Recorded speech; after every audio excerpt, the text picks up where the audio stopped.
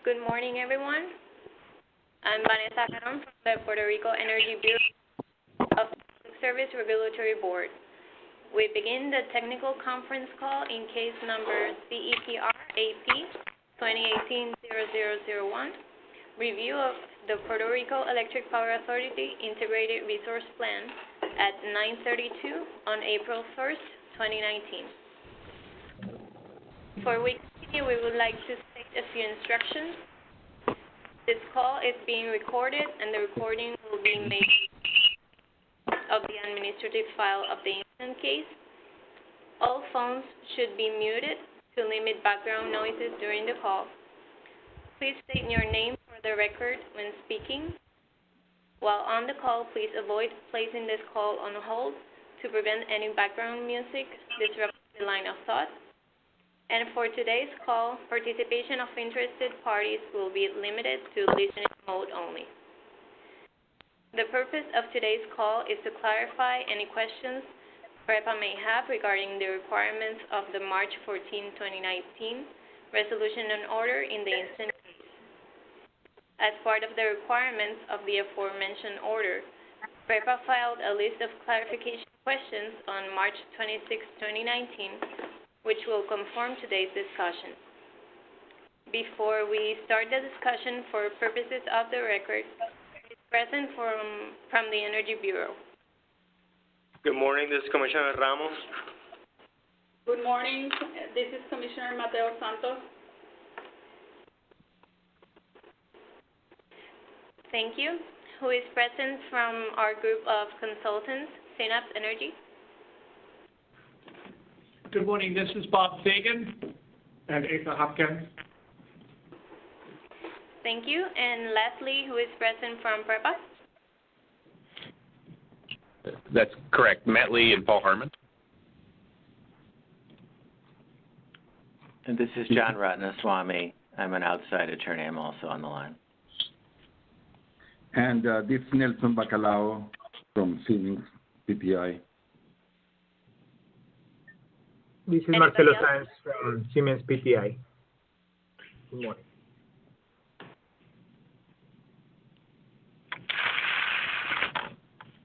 Anybody else from PREPA? Yes, this is David Owens. I'm a board member of PREPA, independent board member. And this is Ralph Creel, Vice Chairman of PREPA. I'm going to be mute.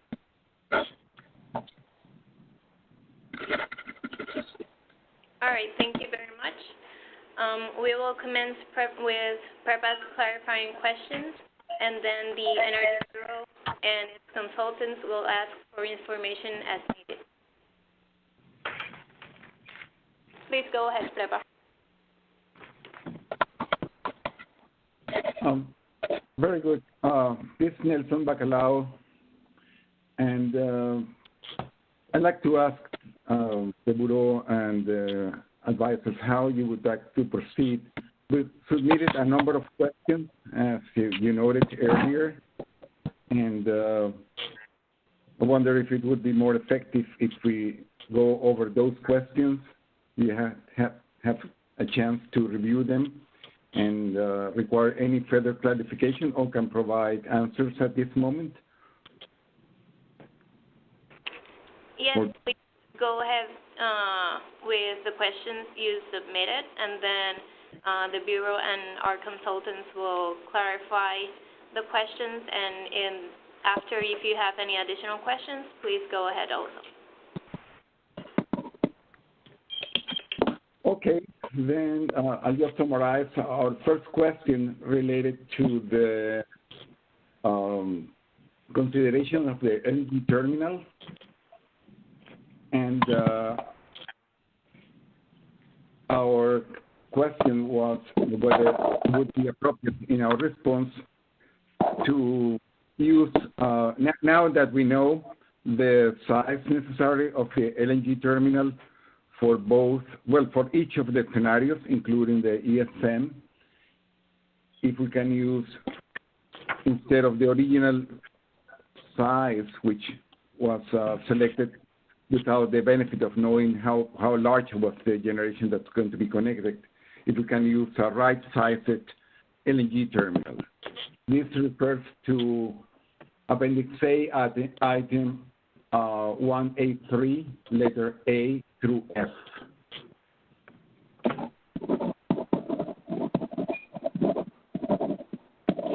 And it's the first item in our request for clarifications and questions. This is Bob Fagan. Should we go question by question? I think it would be more efficient. This is Bob Fagan from Synapse. This first question we believe is straightforward, that your proposed approach is acceptable. It addresses our concerns while avoiding having to do additional runs that might not be necessary.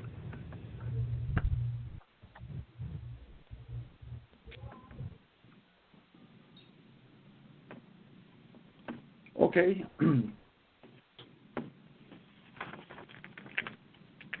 The next question refers to combining the LTC runs, including both the right-sized LNG terminal with the additional runs regarding the renewable integration plant, the initial values of the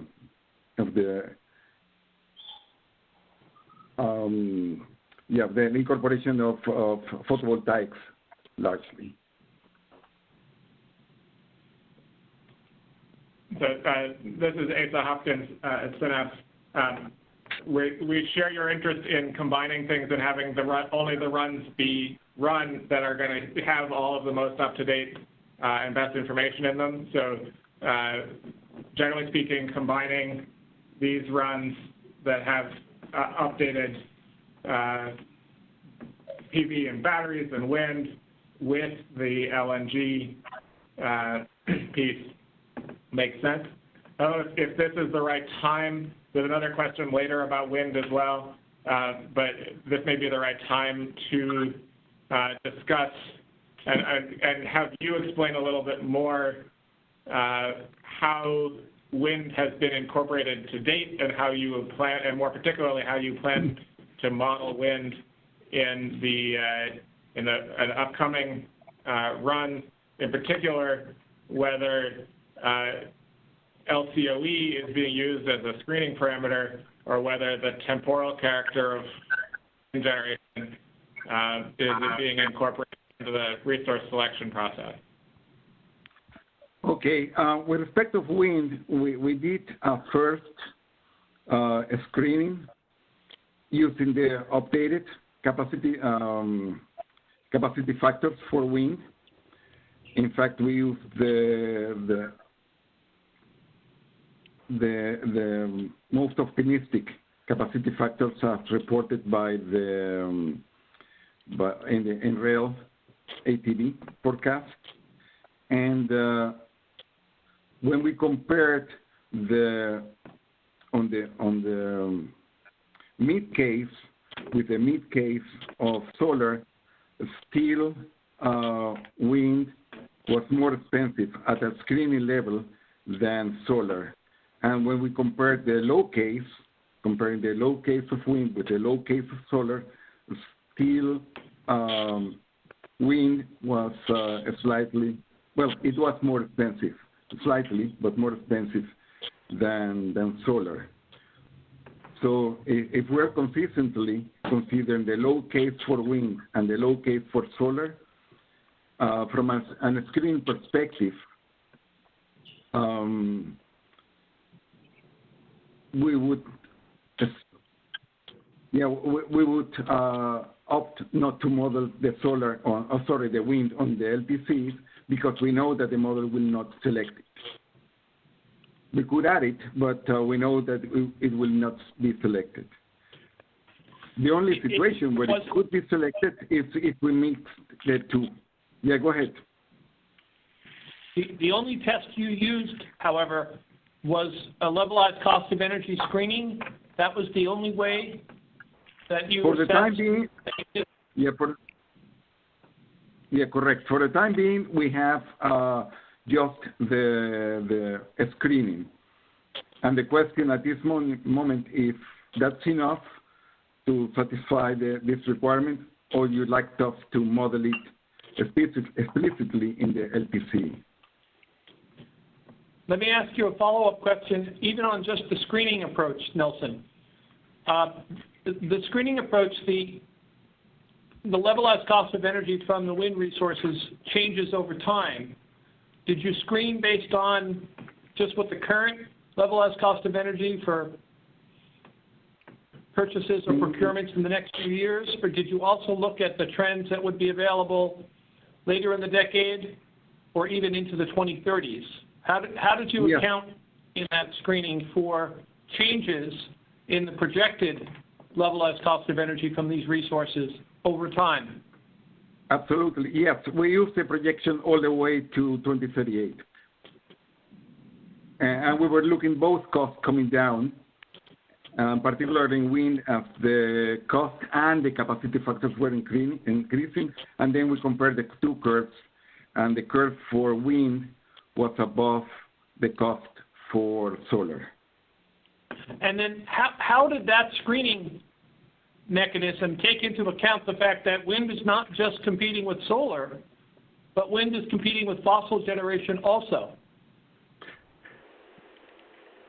Yes, basically, because both wind and solar have largely the same profile, therefore largely they require the same amount of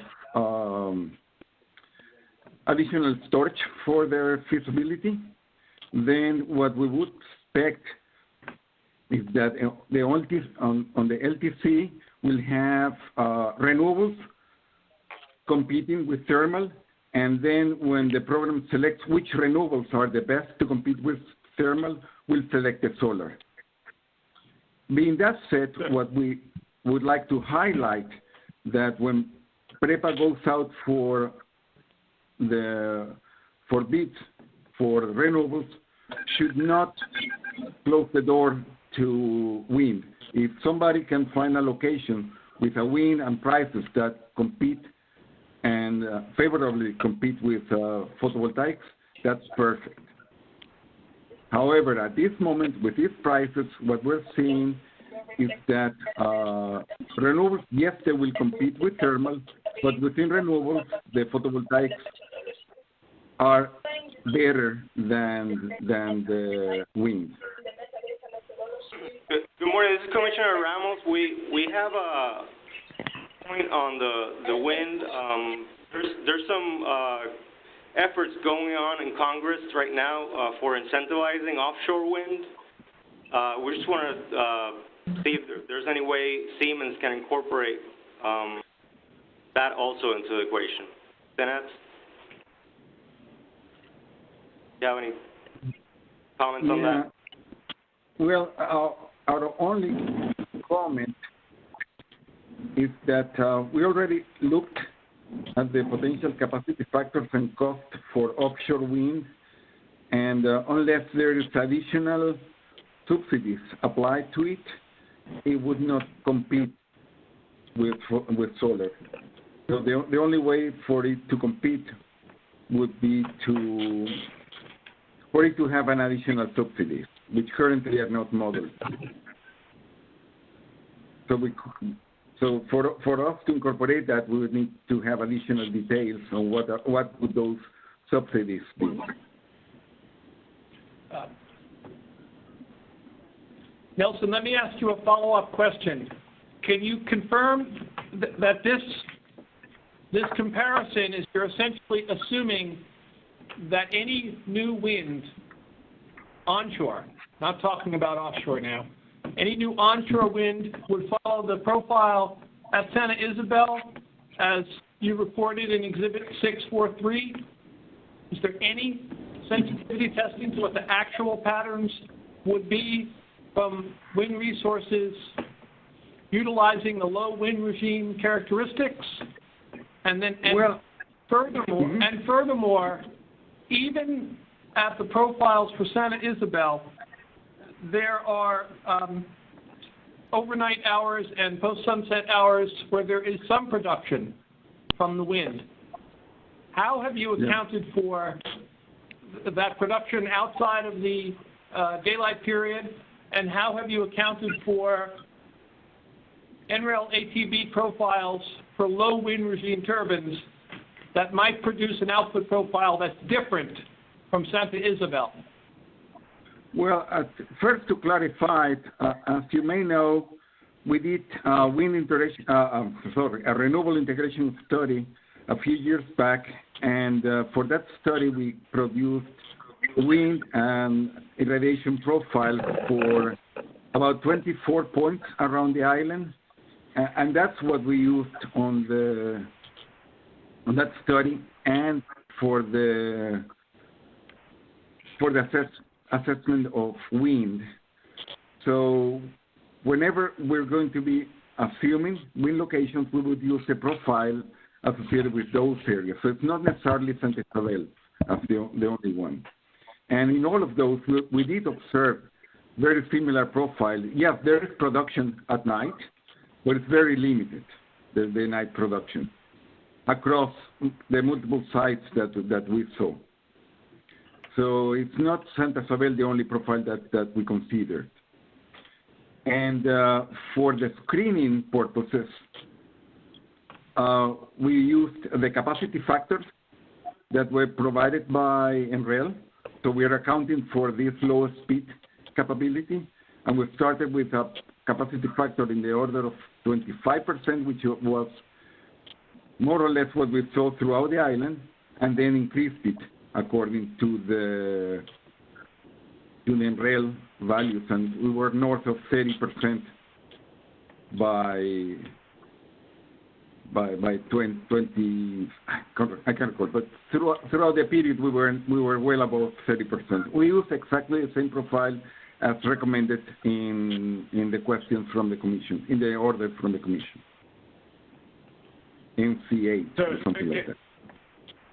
Can you clarify whether in the LTC model context, not that screening context, if we were to include wind resources at those 24 locations with the higher capacity factors, et cetera, would the LTCE model take into account the fact that the wind is producing at 9 and 10 o'clock at night in a way that the solar is not, and take that into account in resource selection?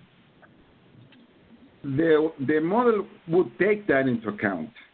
But as I said, in all of the profiles that we have, that production is very small, less than 10%. So it would, but it'll be marginal, the impact. And so basically, it'll be looking at the total cost of production and find that it's higher than the total cost of production of solar. So it's likely that it will not pick up, even though there's this benefit of night production. The cost of solar production at 9 or 10 o'clock at night is infinite. No, I'm talking about the levelized cost of energy. Of course, I'm not talking the hourly cost. I'm talking about the levelized cost of energy. In order to be delivering energy in the model in the evening, you either have to have solar plus storage, or wind, or fossil resources. So correct. I just trying to make sure that if you put wind in with these profiles, et cetera, that the model will in fact take all of those total system costs into account when selecting and optimizing the resources, and not simply take an annual average, daily average LCOE. No, absolutely not. The model works for the capacity selection. It works not in every single hour, but work every other hour. So yes, it would take that into account. But as I mentioned, the night production would be on the lows, would be fairly small. Okay. Just on that last point, Nelson, we have a separate, I believe it's part of the Appendix B. We had a separate request for you to provide, or for PREPA to provide more detailed information of exactly how the LTCE is functioning. And you just indicated that it looks at every other hour. The type of detail around that look, that it looks at every other hour, that's very important detail to us. So we would hope that as part of the compliance filing or compliance response, that descriptions of exactly which parameters are looked at and how they're looked at in the LTCE step is included in what PREPA files. Okay. And in fact, in the call is Marcelo, who is our lead expert in the LTC modeling. Anything to add, Marcelo, to that?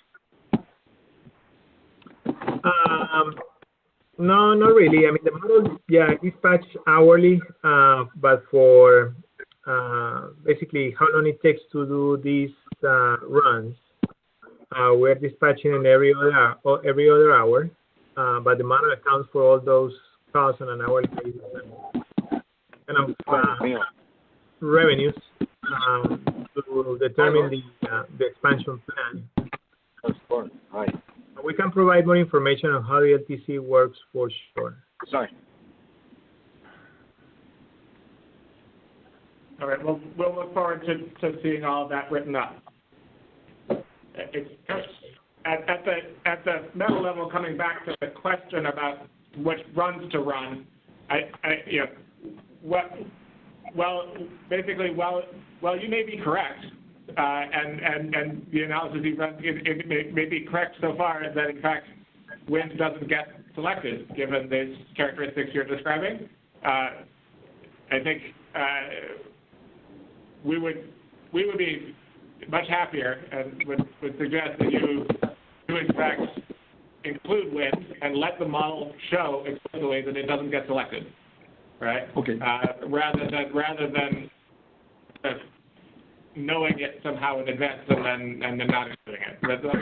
Let the model derive that result based on the set of assumptions and inputs about wind resource, the capacity factor, et cetera, and then we work from there. And we will expect to see the quantitative support behind that, at least the outputs from the LTCE that demonstrate that. In work papers or whatnot, we need to be able to look at how that, how the model doesn't choose wind and see the numbers behind that. Sure, we can do that. We can provide, there's an output table actually that shows the resources that the model selects or doesn't select under the LTC, so we can provide that as a proof if you want, but that's basically our expectation that wind might not be picked up in a significant way.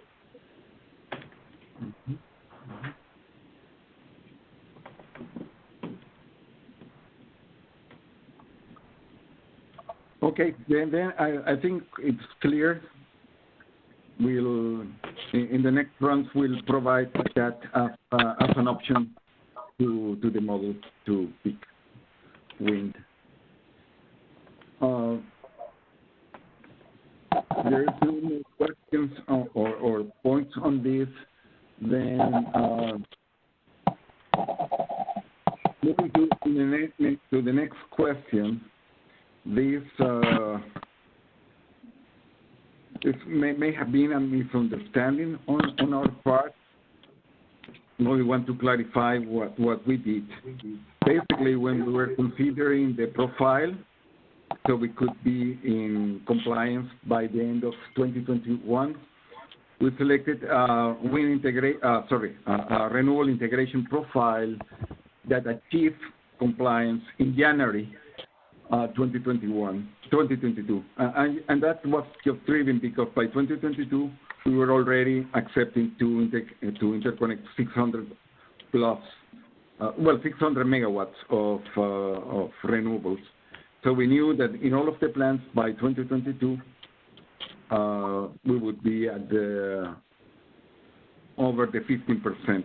So we selected a plan that considering the 600 megawatts that were going to be installed in 2022, we were above the 15% target. With this clarification, the Bureau would like to see a plan where for the entirety of 2021, we're already at 15%, or with this clarification, it's okay to leave the integration, the interconnection plan the way we have it. I think I think the clarification is definitely helpful. This is Asa Hopkins again. There's always this question. You look at a chart that says 600 megawatts in 2022. There's a question of, is that online by January, or is that developed over the course of the year? Separately, I think this is a good time for us to talk about Senate Bill 1121 and changes to the RPS. While the bill hasn't been fully enacted yet, the governor, I don't think, has signed it, unless somebody on the phone could tell me otherwise. But my understanding is he's expected to, and meanwhile it's passed both the House and the Senate.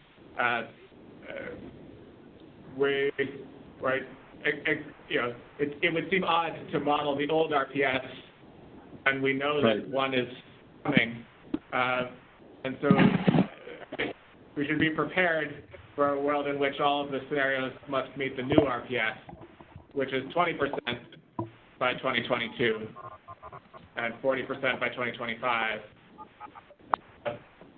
So that change kind of makes our previous concern moot, but simply makes it moot by making it more stringent. Right. So yes, we would need clear directions on this. And yes, I'm going to clarify the first point. The way Aurora incorporates new resources is that they are in service in January 1st. Right. So in this case, the amount of resources that you see for renewables in 2022, they are in service in January 1st.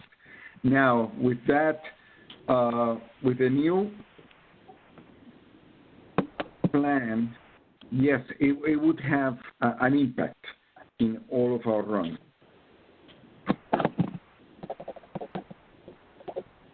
And we would need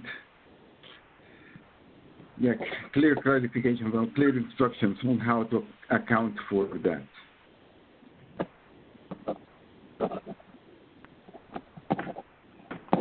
Right.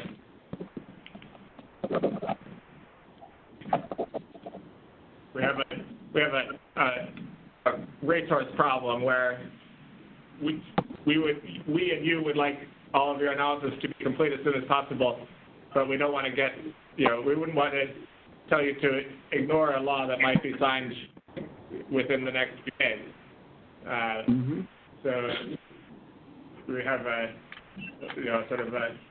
recognizing that completing LTCE runs that aren't RPS compliant is going to be a problem. I don't know exactly how to solve that problem from a timing standpoint, but it's also relevant. Yes, and at this moment, I think this again is just a suggestion, but we're leaning to maybe model the new law on the scenarios that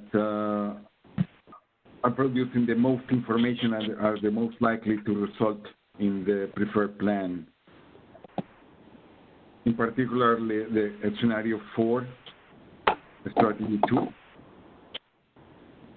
base case, and the offshoot of that scenario, which is the ESM plan, just to see how that would be modified under this law.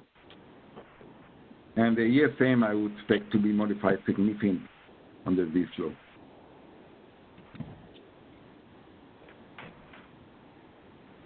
If you recall, the ESM, we had to run a sensitivity where we achieved similar levels of integration as the other plans. So from a timing perspective, that is what we're currently thinking, at least to start modeling the scenarios that are producing the results that are most informative with respect to the future development of generation in Puerto Rico. But again, it's we're here to follow the instructions from the Commission. No, estoy acá disfrutando con otra gente.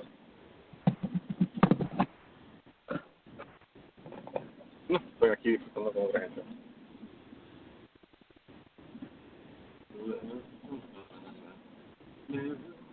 So.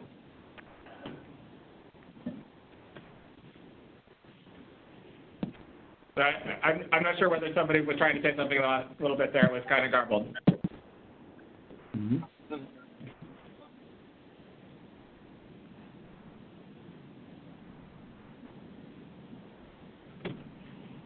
Okay. Yeah, I think I think that synapse folks at the Energy Bureau will probably need to talk a bit about how to devise something that will work, that minimizes the number of LCC runs too, in the interest of getting it all in quickly, while understanding the legislative gubernatorial signature timeline, et cetera. So I think we probably don't have a solid exact answer on that now, but hopefully my expectation is that we would follow this technical conference with a written clarifying set of statements in an order, a resolution, in the manner that we've done in the past, and that might provide further clarity on exactly how to handle this kind of uncertainty.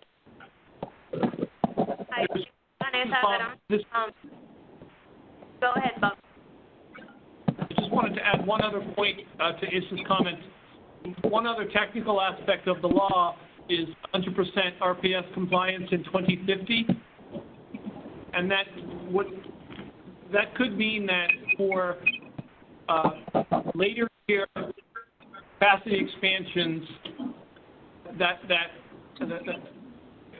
fossil capacity expansions in later years, if they occur, say, in the 2030s, there may be a need to adjust depreciation schedules so that any fixed costs and capital costs associated with new fossil infrastructure is fully recovered by 2050. It might need accelerated depreciation reflected in the model so that come 2050, when all generation has to be renewable, there isn't book costs remaining for fossil that might have been put in place in the 2030s, according to the LTCE construct. Right, exactly. Like if a plant is installed in the 2030s, have to be fully amortized in whatever speed is left until 2050. No, not the typical 25 years or so. Absolutely. Right. And That's just condition. And that will impact any additions in the later part of the IRP. We will be probably seeing a shift from few peakers that we saw in the later part to more storage. That's a likely consequence of that. Yeah. Okay. You're right. You're right. Mi madre, mi madre. Mi madre. ¿Quién es?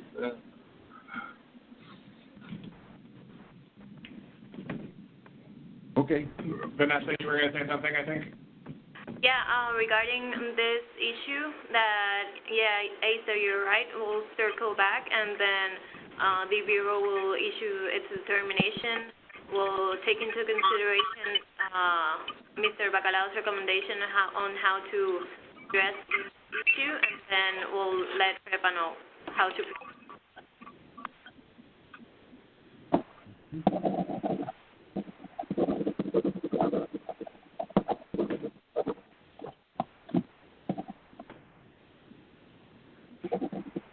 Okay, then moving to item IB1A.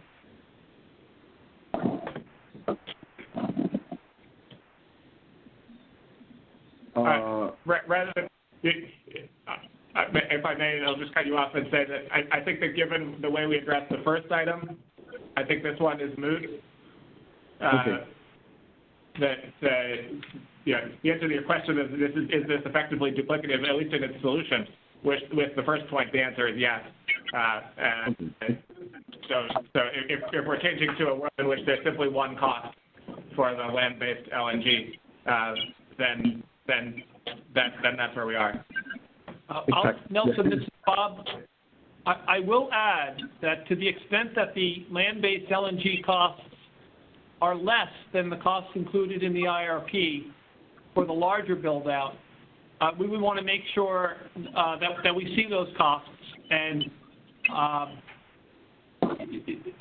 if they're proportionally less, that's fine. Just make sure that those costs are included. We would assume that there's a significant amount of fixed costs associated with that, and if the actual capacity of the LNG system is lower than what it would have been in your initial IRP filing, that the actual total cost will reflect that. You know, on a per unit basis, it could be a little bit higher if you still have to assume a certain amount of fixed costs to put the land-based LNG system in place. So we would expect to see sort of the fundamental documentation on the cost of that land-based LNG system as reflected in the LTCE. Perfect.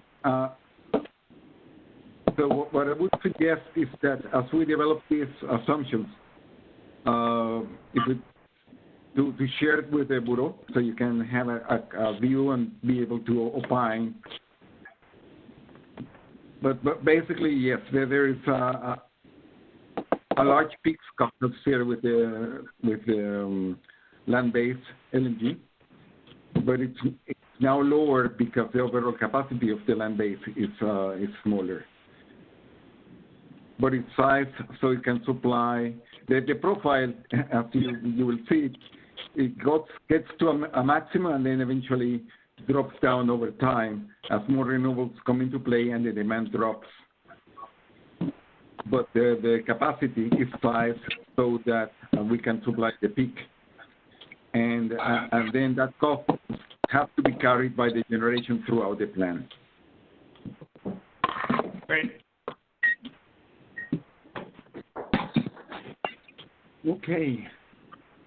Now, the next question refers to the sensitivities.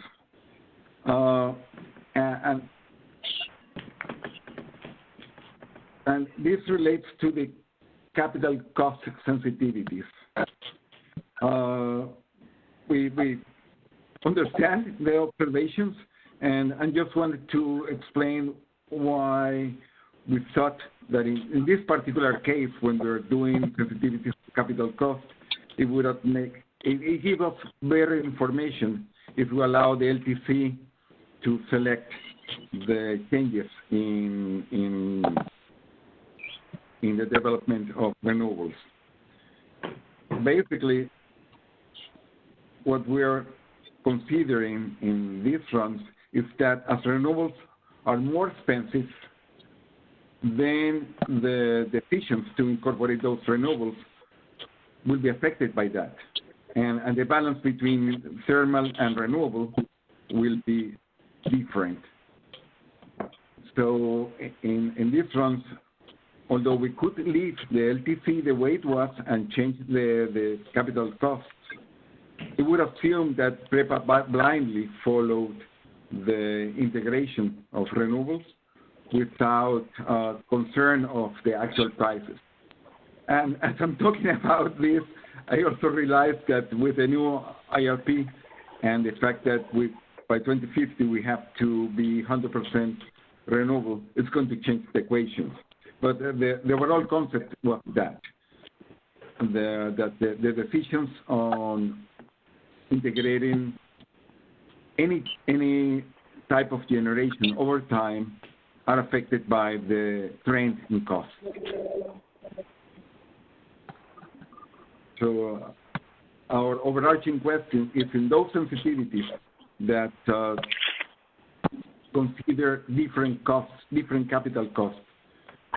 Do you still want us to keep the LTC the way it was, let's say with low cost, and then you'll see how it would look using higher costs, or on the other hand, allow the program to change the plan? The short answer, Nelson, is yes, we do want you to report the effect of the cost sensitivity.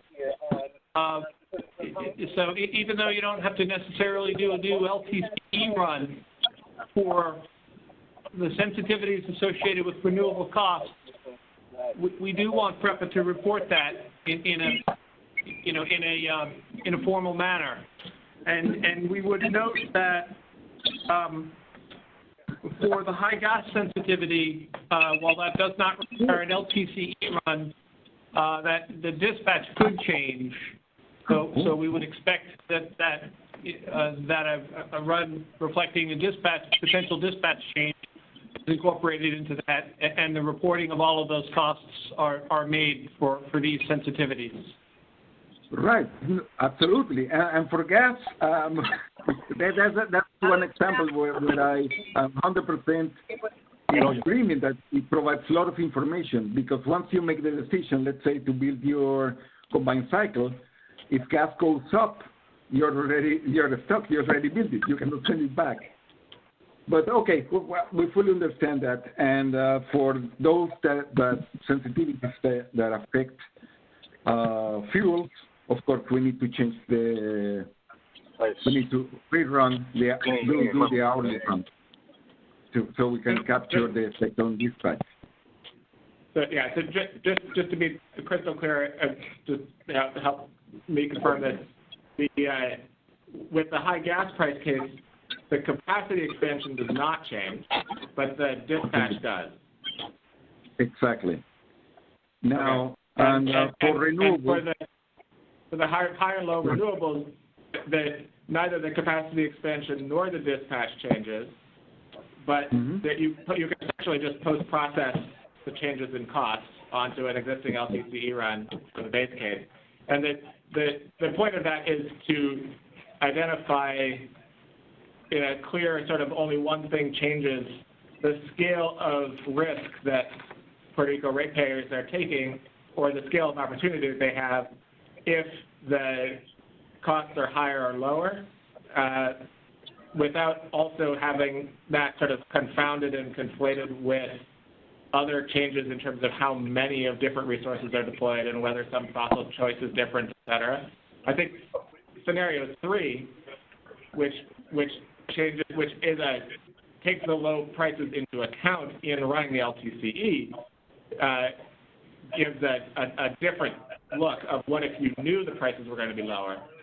So we do want to explore both of those dimensions, whereas the runs that we've had so far only explored one of those dimensions. Hi, this is Vanessa. Sorry for interrupting. There is some background noises disrupting the line of thought. Could you please put your phones on hold so we can continue? Thank you.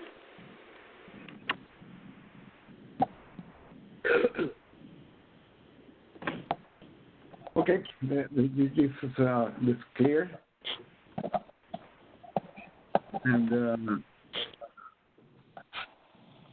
moving to the next item, and I apologize if we misunderstood, but we thought, and I think we got a clarification then scenario 1,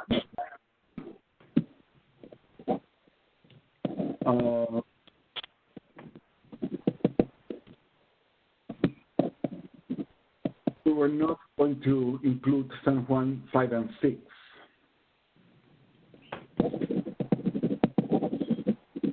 And I think we got a clarification that because this scenario did not consider new infrastructure, new gas infrastructure, and San Juan 5 and 6 did not be included. Being that said, alternatively, we can include if like the Bureau would like to explore that situation, and we were recommending a couple of scenarios where it could be included.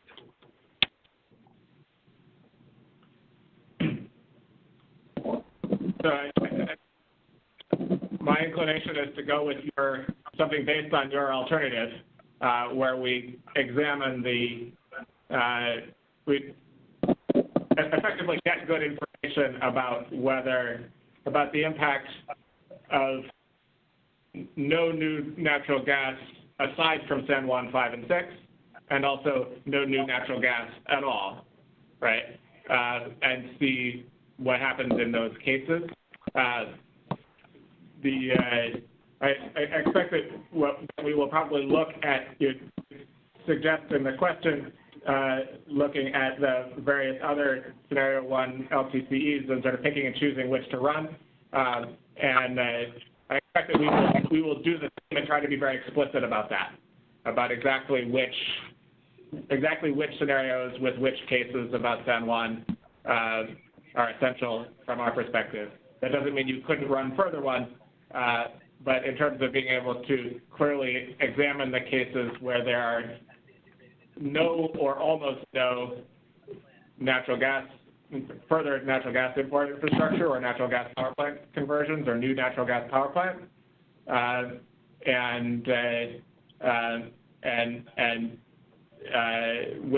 and without the San Juan 5 and 6 conversion, but we'll try to keep it to be as limited a total set of necessary runs as we think is possible to eliminate the important impacts of each of those choices. Okay. And this also then applies to the following question, and our clarification was that we were using the same gas that was being burned in Costa Sur 5 and 6 and Ecoelectrica, so to drive the new combined cycle. And so that was the situation here. So we were consuming significantly less gas at Costa Sur under this scenario. But so for us, it was a valid consideration in scenario 1, which we're looking at minimizing the consumption of gas in the eye. So we were replacing about 1,200 megawatts of gas by just the 300 megawatt on the combined cycle. But being that said, we will wait for your clarification on which cases you'd like to discuss.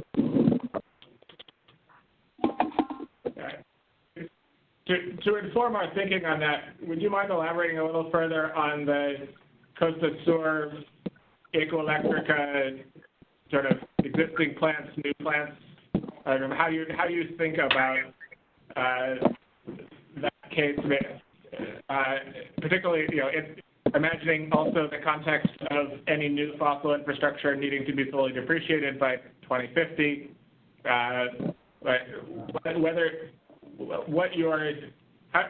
you think about what appropriate way to respond to there is existing gas import capability on the South Coast, but how much it matters and which way it matters, which plants use that fuel.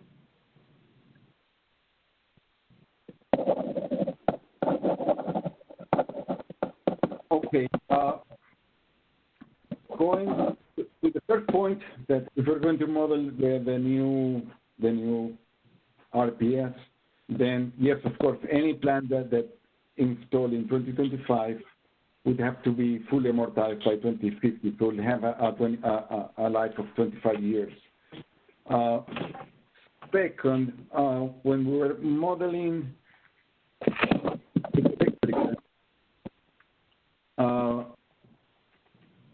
we considered a reduction on the capacity payments. And this was an ongoing process. When we modeled the scenario 4 cases, we had a set of assumptions on the fixed costs for Ecoelectrica that we believe would make it competitive, but when we run the LTC, was still retired. In other words, the LTC selected found that it was more effective to retire Ecoelectrica and install the new combined cycle using the same gas. And for the gas for the new combined cycle, we assumed a similar cost to the gas that was being delivered to Costa Sur 5 and 6, which were also retired.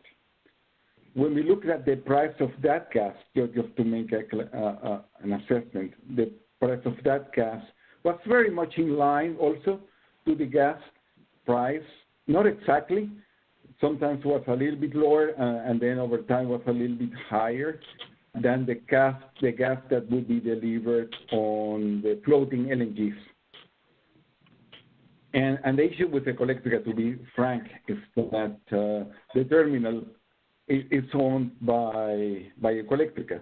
So whenever we make the assumptions on what's going to be the delivered gas, we factor that, we take that into account, and consider what should be the delivered gas. If Ecoelectrica is not it's retired, what would be the price of gas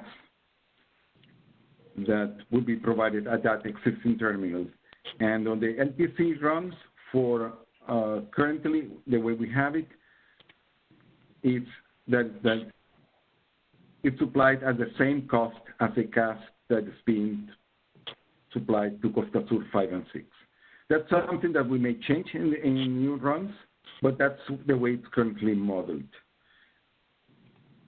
So in this scenario that we will not offer, if we were to run a scenario 1 where we would not offer to the plant the possibility of installing a new combined cycle there, it is likely that Ecoelectrica will just continue, because there is no option to it. For most likely, Costa Sur 5 and 6 will be retired, the way we have been seeing. 100% sure that they will be retired, but Ecoelectrica is likely to continue on this scenario 1, where we do not offer the LTC the possibility of adding a combined cycle there. Right. It seems like, if I'm understanding this correctly, the question of whether it makes more sense for ratepayers to have Ecoelectrica continue to operate or to build a new combined cycle that uses the gas that would otherwise have gone to Costa Sur 5 and 6, it depends on what the actual price of gas would be and what the actual price that Ecoelectrica would offer power at and what the capacity payments might be, et cetera, which are all kind of unknown. And so the result of the model depends on what assumptions you put in for how those things are more or less expensive than each other. But those are just assumptions. Absolutely. You're absolutely right. That's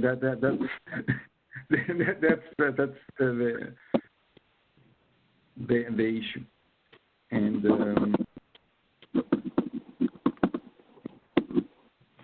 so depending on the capacity payments, it may be economic or not.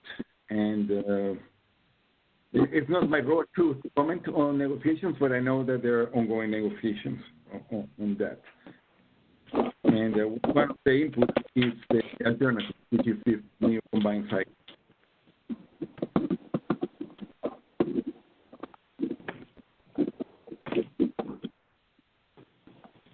So going back to this scenario one, if we don't offer the possibility of installing a new combined cycle there, it's likely that the Colectrica will continue. Right. And we'll do a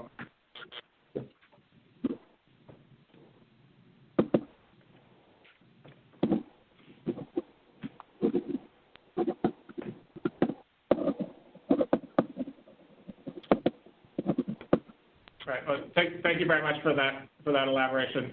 I appreciate it. I'm fine with proceeding on if others are.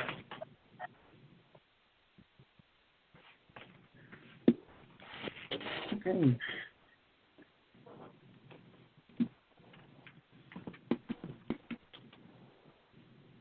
Now, moving to 2C, appendix 2C1.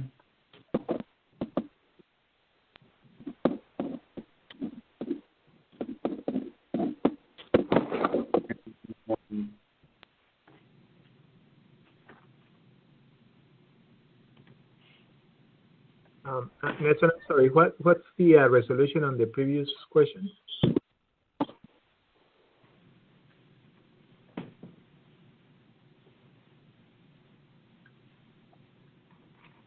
Sorry, what was the question? Yeah, what is the resolution on the previous question, the answer? Well, on item II-A2 that you're talking about, is that correct? Is that the one you're looking at?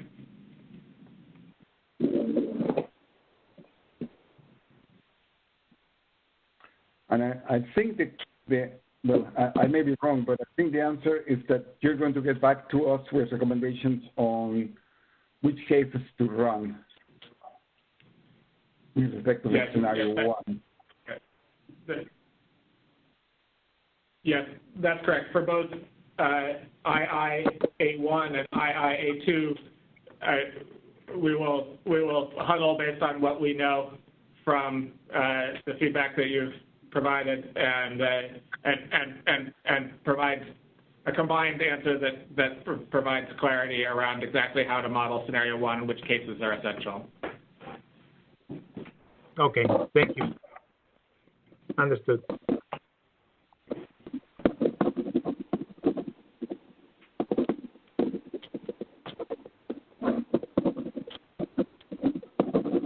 Okay.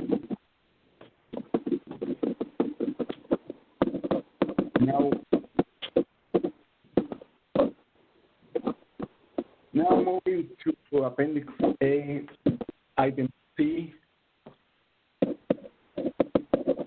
is the solar and PV battery storage availability limitations, if I'm correct.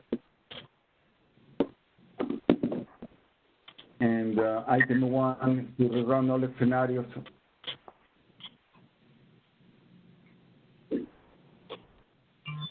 And our first question is that before we were talking about rerunning some cases with increased availability, and I think now it's a little bit mute in the sense that this will be combined with guidance that the Bureau will provide us with respect of how to account for the new RPS. Yes, correct. In short, that's right. Mm-hmm. And I think that would also apply to Item 3. That's correct with the caveat that just an additional note, I suppose, that to the extent that there are limitations provided that you that you do put on deployment of any resource in a given year, just in the IRP text itself, be very explicit about what those are and where they came from and how they're justified, what they're based upon, just so that we can evaluate those limitations rather than having any risk that they seem arbitrary. Exactly. Yeah, that in fact, when I read this question, I realized that yes, we needed to provide all of the details.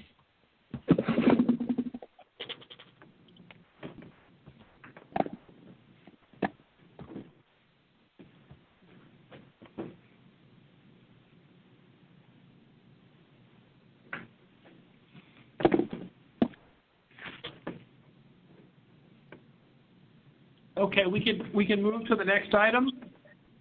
2B, 2A, a lot of which revolves around wind that we discussed earlier.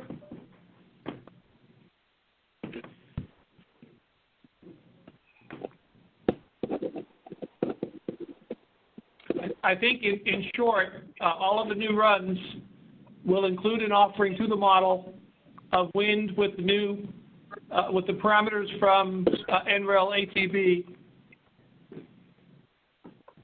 and it will incorporate. It won't just be a screening. It will be, you know, the full every other hour dispatch considerations to properly account for the value that wind provides, both from the higher performance levels and also from its output during non-daylight hours, and that the model will explicitly factor those things into account when making resource selection decisions. That's essentially what.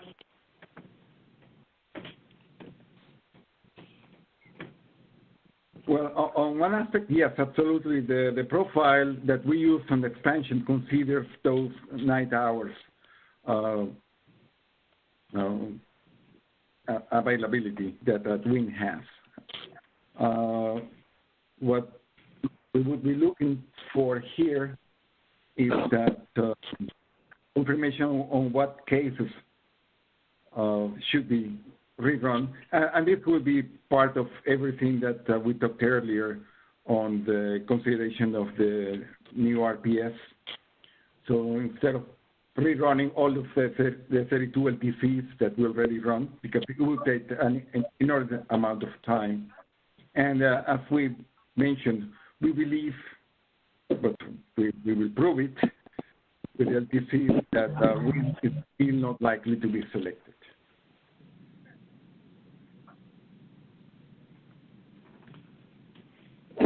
I think when we clarify, when the board clarifies exactly which runs to do, I think it's our intent to make sure that any reruns that are done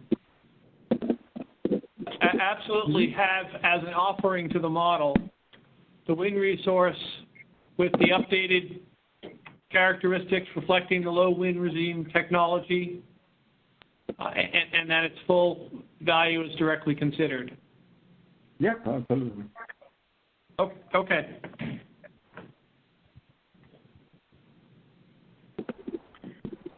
Okay. I think the next item refers to the energy efficiency and why our plan basically wind down after 10 years, and you probably saw in explanation that we ran out of the program, but basically 95% of in most cases of the eligible customers were already considered that they participated in the plan. So that's why our energy efficiency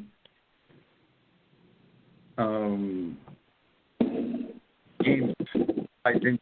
Of course, we do realize that after 10 years, from a practical perspective, other technologies and other programs may be in place. But from a conservative point of view, we our plan stopped at year 10. Well, it stopped. In reality, it stopped when we reached this high level of participation. Like, for example, the conversion of LED, of public lighting, was much early. In the first 4 years of the plan, we ran out of that option. Right. I think that the explicit request in the order was simply that to either basically whatever choice you make with respect to how energy efficiency programs ramp up and down, to fully document and justify those choices.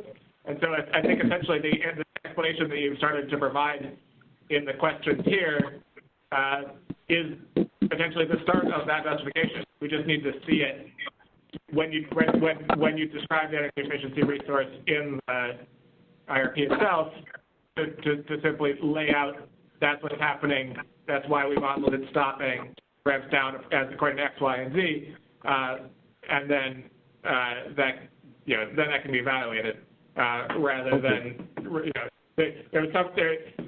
from the outside there's some risk unless you see it laid out that you see 2% for 10 years and then stop because where the only justification is because that's the minimum amount that we had to do according to the rule, which is like, if that is a justification, it's not as good as the justification you were just providing. And so we just want to be able to have the IRP itself be complete in that sense of documenting those pieces. This is in the section of the order that lays out the items that are things that we were going to ask for anyway in terms of follow-on information requests or other things.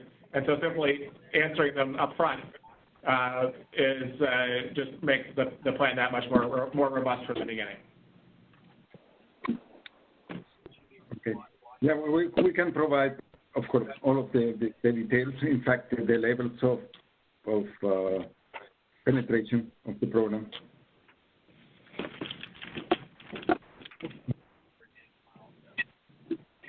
Very good. Now, the next item refers to the offshore wind. That to fully document this, we need additional studies that will take quite some time. Although some studies had already been done for Puerto Rico, and all of them seem to indicate that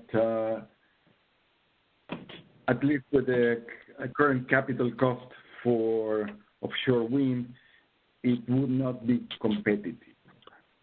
Unless there is something, as we mentioned earlier during the call, that there would be some sort of incentives wind for offshore wind. So our suggestion is to, at this moment, not include it, just to be conservative, and if later in time there is either incentives that provide it or a developer finds a way to develop this resource in a manner that is competitive with other, both the onshore wind and the photovoltaic, then perfect. That will be taken as an option on a future RFP. But at this moment, we don't have enough information to model it in a manner that would be obvious, except what we currently have that is unlikely to be economic using the available capacity factors, which are, higher than 30%, but that's not enough to make them to justify the capital cost.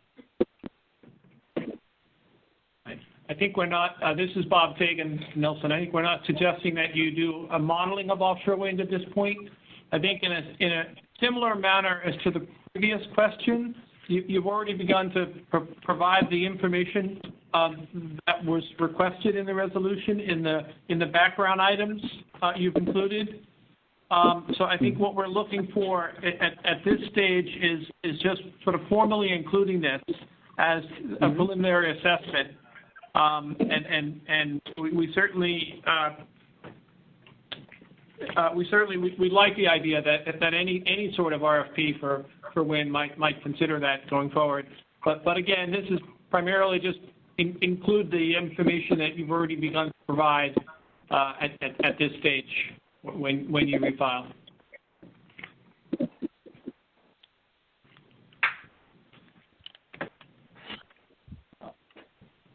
Very good. Then we will. Okay, I think we can move to. I'm sorry. Go ahead. No. I was hearing you. Yeah, we can move to. We can move to the next one. Appendix B, item 3. Right, and this is the MATLAB model. And Marcelo, do we have an update on this? Just to give you a background, this is a model that was developed by our experts. It's not highly sophisticated, but it's something that was developed much prior to the IRP, something that we regularly use.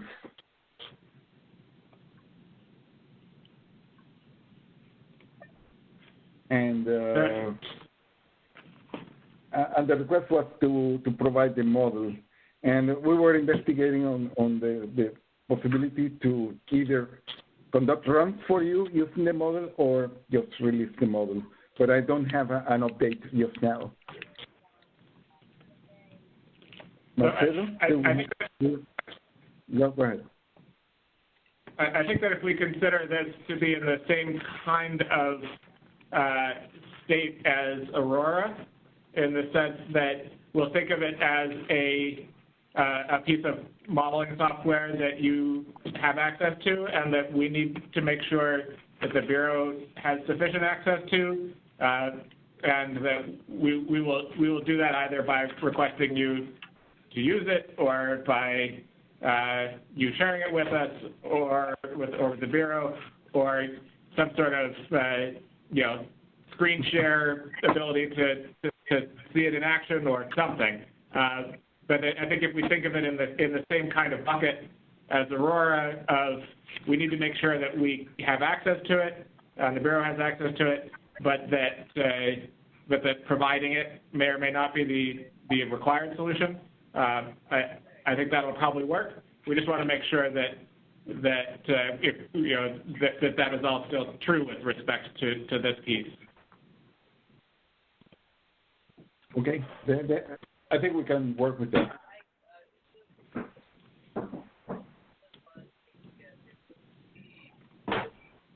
Okay.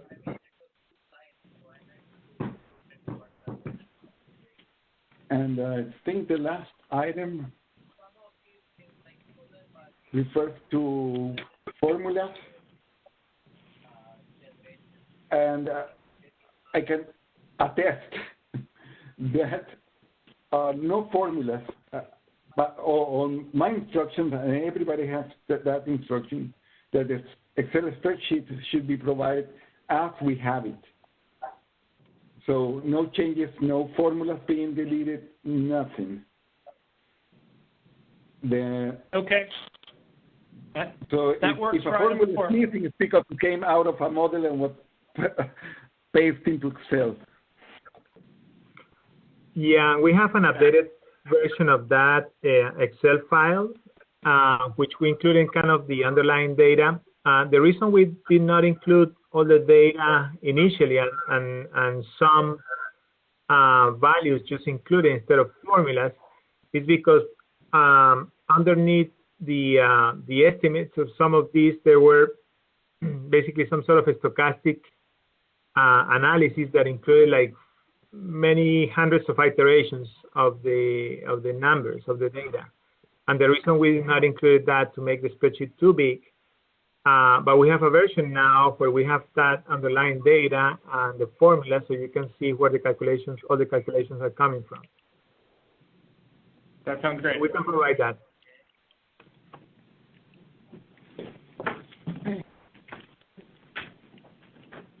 I think with that we covered all of the main questions that we had.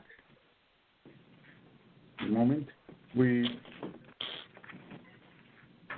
And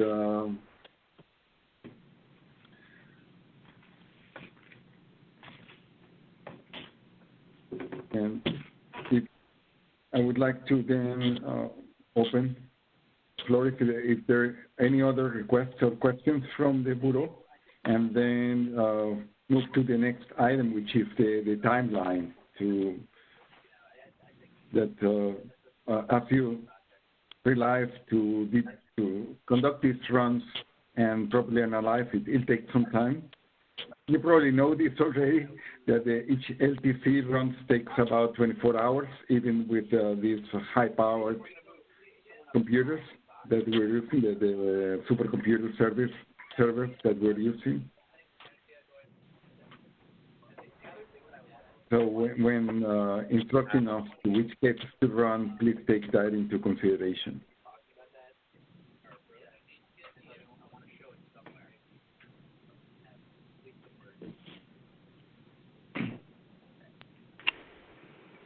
The Bureau will address your request for time through on resolution and order after this call. So as well with answers to the clarifying questions. Okay, thank you very much. I know that it's difficult, and if you cannot answer, I'm perfectly okay with that. But do you have any ideas when we can expect to have these clarifications and then order within this week?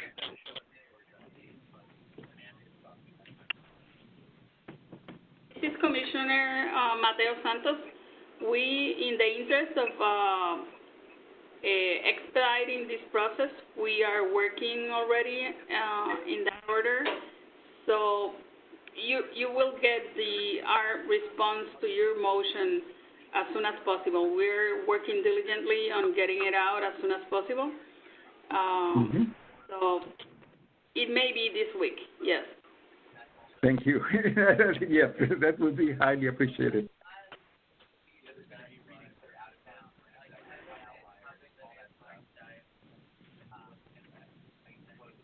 Well, with that, there's nothing else from our side. All right. CNF, do you have any additional comments?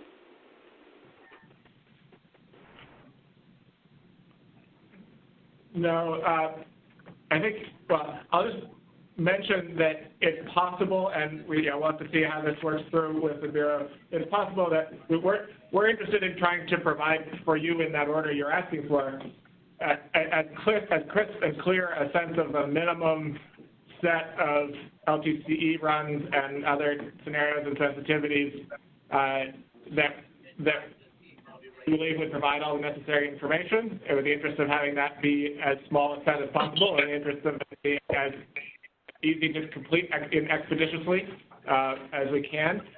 In that process, it may be that we end up, and in part in order to address some of the questions around, say, treatment of scenario 1 here, that we propose some other different ways of thinking about what's in the scenario and what's the sensitivity.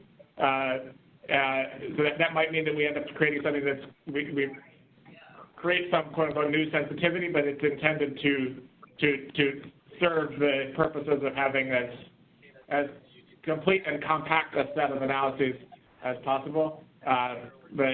So we're interested in that and hope that you will value that when it comes out as soon as we can.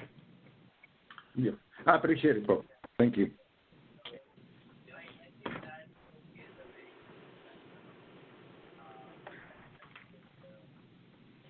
That's all we have here at CEPR. All right. Thank you, Asa. Well, since there are no additional questions, we are going to end today's technical conference call at 10:52 a.m. on April 1st, 2019. Thank you, everyone, and have a great day. Thank you very much. Thank you. Thank you. Thank you.